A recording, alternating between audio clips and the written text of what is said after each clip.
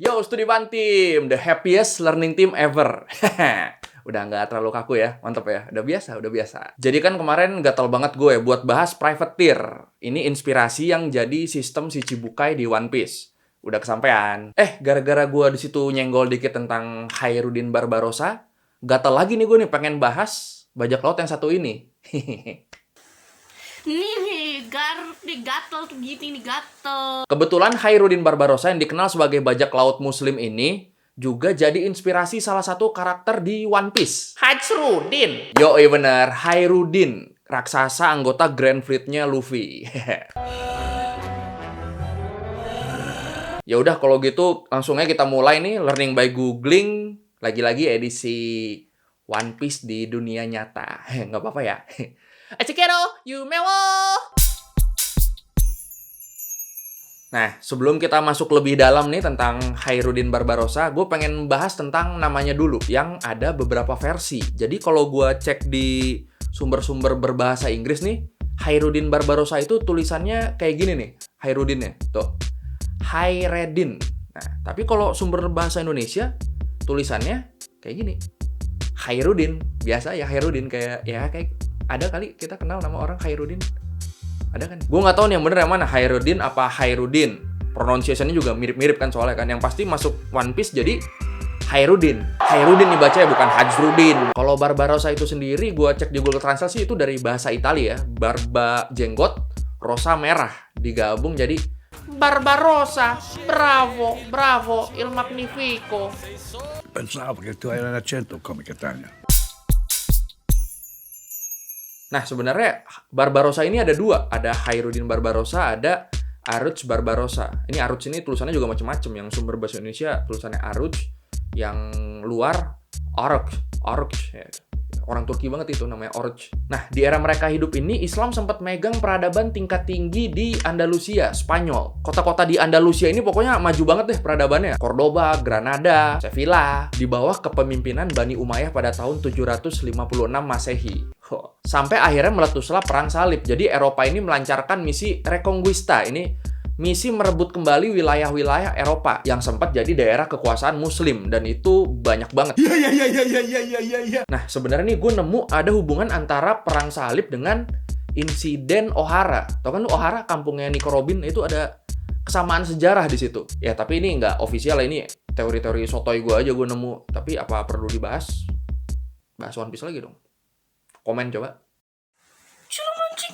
Komen dah buruan dah, gue juga penasaran. Ya udah, pokoknya itulah ya latar belakang Perang Salib dan tujuannya apa. Di sisi lain, di wilayah perairan antara Turki dan Yunani ini ada pelaut yang bernama Aruch ya gitulah pokoknya. Ya pokoknya dia ini cuma pelaut biasa, tapi tiba-tiba kapalnya diserang sama kapal Saint George of Jerusalem atau yang dikenal dengan Knight of Rhodes. Pokoknya gara-gara itu adiknya Aruch ini terbunuh. Akhirnya dia sama adiknya yang lain, Khairuddin, mutusin buat jadi bajak laut dan nyerang kapal-kapal militer Kristen. Sampai akhirnya mereka terkenal dan dikenal dengan nama Barbarossa Brothers.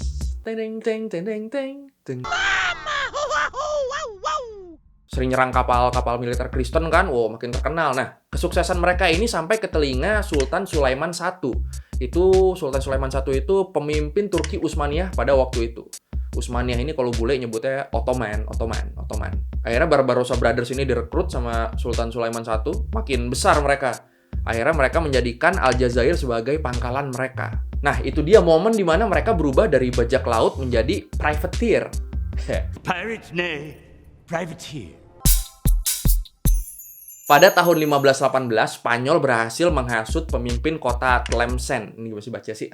Tlemcen, Aljazair buat memberontak. Nih emang kampret juga nih Spanyol. Akhirnya Aruch memberikan kepemimpinan Aljazair kepada Khairuddin dan dia beserta pasukannya berangkat tuh ke Tlemcen.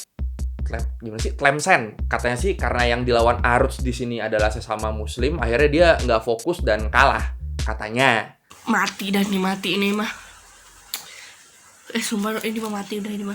Oh, belum, tenang. Aruch sempat lolos. Tapi pasukannya ketangkep. Nah, akhirnya karena solidaritas kali ya, karena hubungan emosional Aruch sama anak buahnya ini udah erat banget, udah deket banget, akhirnya Aruch mutusin buat balik lagi buat bebasin anak buahnya. Tempur lagi dia, dan di pertempuran kali inilah akhirnya Aruch Barbarossa gugur di medan perang. Innalillahi wa inna ilaihi raji'un. Pertempuran Khairuddin Barbarossa dengan Andrea Doria itu dianggap sebagai aksi Khairuddin yang paling heroik. Kenapa? Karena Doria waktu itu memimpin ratusan kapal galeon dan jumlah pasukannya itu sampai ratusan ribu. Kekuatan Khairuddin cuma sepertiganya dan hebatnya tetap dijabanin dong sama Khairuddin itu, si Doria itu. Wow, coba bernyali. Ini baru aku suka. Dan lu bisa tebak, Khairuddin Barbarossa yang akhirnya menang di pertempuran itu. Lah, tapi gimana caranya? Kan jumlah pasukannya beda jauh. Ya main strategi lah, jadi garis besarnya itu pasukan Khairuddin Barbarossa itu dipecah jadi 3. Terus mereka ngepung pasukan Andrea Doria yang ada di tengah-tengah nih, dikepung. Set itu kalau main PUBG namanya di sandwich ya? Hah? Nah, ini ada 2 versi tentang kematian Khairuddin Barbarossa. Yang pertama tahun 1565. Ini Barbarossa di tahun ini udah tua banget ya pokoknya ya. Tapi doi masih memimpin pasukan untuk merebut Malta dari Knight of Saint John. Nah, di misi ini Khairuddin Barbarossa gugur. Tapi ada yang bilang juga kalau cerita Khairuddin Barbarossa gugur di misi yang tadi itu cuma karang-karangan orang Eropa yang takut sama Khairuddin Barbarossa. Jadi versi yang lain bilang kalau Khairuddin Barbarossa itu meninggal dengan tenang di kamarnya pada usia 68 tahun. Versi mana yang lu percaya? Yang satu, penyerangan apa meninggal dengan tenang di kamar? Yang kedua. Ya pokoknya versi manapun yang benar, yang pasti pada akhirnya Khairuddin Barbarossa ini dimakamkan di Istanbul, Turki. Dan makamnya ini masih ada sampai sekarang dan bisa dilihat kalau nggak salah sama orang-orang. Coba aja cek aja nanti kalau yang ada mau ke Turki kali ya. Cek aja. Jadi menurut catatan cuma ada 3 orang berjanggut merah yang punya pengaruh besar dalam sejarah dunia. Kaisar Frederick I Romawi, itu juga julukannya Frederick Barbarossa. Yang kedua Aruch Barbarossa dan yang ketiga Khairuddin Barbarossa. Wow. Selain jadi inspirasi Khairuddin di One Piece, Khairuddin Barbarossa ini jadi inspirasi juga di beberapa film dan komik. Kapten Redbeard di Asterix itu katanya terinspirasi dari Khairuddin Barbarossa. Tahu kan Redbeard yang musuhnya Asterix itu? Hector Barbossa di The Pirates of the Caribbean itu juga katanya inspirasinya dari Khairuddin Barbarossa. Lah, kok jadi penjahat semua? Nah, ini katanya ya, ini konspirasi dunia barat. Propaganda untuk melemahkan sejarah Barbarossa. Makanya semua karakter yang terinspirasi dari Barbarossa katanya dibikin demikian. Padahal Hector Barbossa itu Spanyol-Spanyol gitu ya. Afternoon, sire. Nah, makanya ini yang sebenarnya gue nggak setuju. Nah, kita tuh kalau dapat satu cerita tuh kita harus ngecek data dan faktanya dari berbagai sudut pandang. Kalau nggak gitu nih, kalau lu cuma percaya sama satu sudut pandang, lu bakal jadi orang yang fanatik. Ya, kalau lu udah fanatik ya lu tau lah kelakuan orang fanatik kayak gimana kan. Jadi kalau menurut gue ini bukan propaganda, ini cuma masalah sudut pandang si penulis, sudut pandang orang yang nulis. Di mana dia tinggal, di mana dia lahir, ya pokoknya tempat di mana si penulis ini berdiri. Maksud gue gini, Barbarossa itu dianggap pejuang, mujahid, sama orang Islam. Buat orang Eropa dan Amerika sana, ya Barbarossa tetap dianggap bajak laut karena emang faktanya dia nyerang kapal-kapal Eropa waktu itu kan. Apa orang-orang Kristen di kapal Barbarossa yang diserang waktu itu semuanya orang jahat? Ya enggak dong, mereka juga kan cuma menjalankan tugas negara. Pasti ada juga yang cuma kerja doang, nyari duit buat keluarga, magang, dijanjiin status PNS abis beberapa misi.